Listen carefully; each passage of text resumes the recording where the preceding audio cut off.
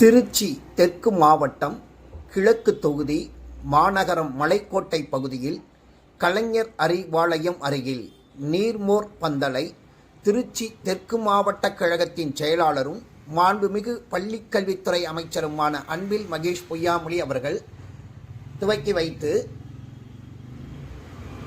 மக்களுக்கு இளநீர், வெள்ளரி பிஞ்சு, மோர் ஆகியவைகளை வழங்கினார். இந்நிகழ்விற்கு முன்னிலை மாநகர கழக செயலாளர் மு. மதிவாணன் மற்றும் இந்நிகழ்வில் பகுதி கழக செயலாளர் மோகன் மற்றும்